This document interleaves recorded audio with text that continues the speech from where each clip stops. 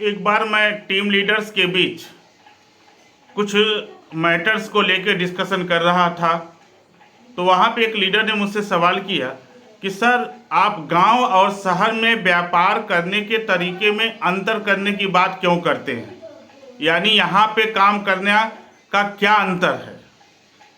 मैंने कहा ज़रूर, गांव और शहर में एक ही तरह की अगर स्ट्रेटजी रणनीति अपनाते हैं तो आप अपने कारोबार में फ्लॉप होंगे, चाहे वह टीम लीडर हो चाहे कोई कंपनी हो। आप समझिएगा, डायरेक्ट सेलिंग व्यवसाय में ज़्यादातर महिलाएं बिजनेस में आती हैं और पुरुषों से कई गुना ज़्यादा वह इस बिजनेस को प्राथमिकता देती हैं एज ए पार्ट टाइम और फुल टाइम। अब शहर का माहौल और परिस्थितियां गांव के माहौल और परिस्थितियों में काफ़ी अंतर पाया जाता है। महिलाओं की ग्रामीण अंचल में काम करने की टाइमिंग को लेके, लोकेशन को लेके क्या परिस्थितियां हैं, शहर की महिलाओं के लोकेशन को लेके, उनके टाइमिंग को लेके क्या परिस्थितियां हैं, आप स्वाभाविक रूप से उसमें बहुत बड़ा अंतर पाएंगे।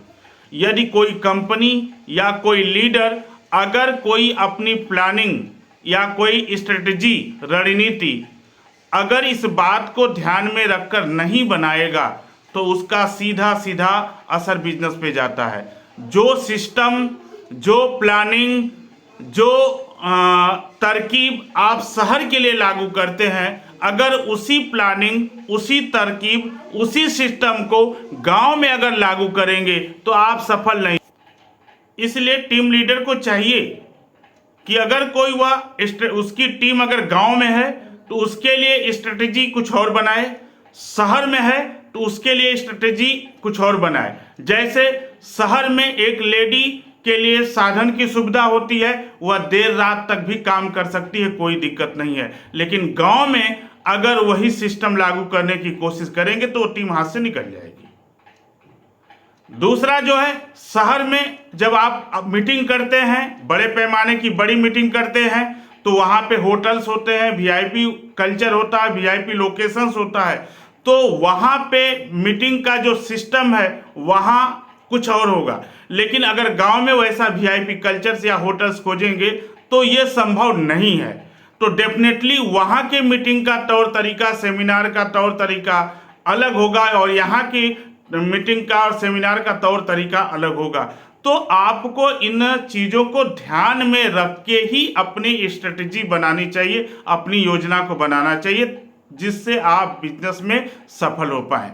इसको बारीकी से परखने की ज़रूरत है। अब आप शहर में हैं, कोई कमरा बुक करा लिया आपने, होटल्स का जो है कोई हॉल बुक करा लिया और वहाँ सारी व्यवस्था आपने मीटिंग कर लिया। गांव में हर जगह जो है न तो मैरिज हॉल है, न तो हर जगह ये व्यवस्था है। आपको वहाँ के लोकल की व्यवस्था के हिसाब से आपको अपना सेटअप बिठाना पड़ेगा मीटिंग, ट्रेनिंग और सेमिनार के लिए, ठीक है। उसके बाद शहर के लोगों के और गांव के लोगों में थोड़ा सा प्रोडक्ट को यूज करके भी, आप यूज करने के को लेके भी आप काफ़ी डिफरेंसेस पाएंगे, ठीक है। शहर के लोगों का जो बाथरूम्स होता है वह वीआईपी लेवल का होता है, तो वह उस स्तर का प्रोडक्ट वहाँ इस्तेमाल करते हैं।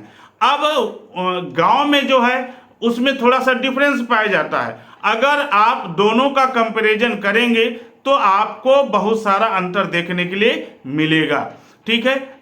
शहर में बहुत सारे प्रोडक्ट प्रमोट करना आसान है, लेकिन गांव में बहुत सारे प्रोडक्ट प्रमोट करना आसान नहीं है।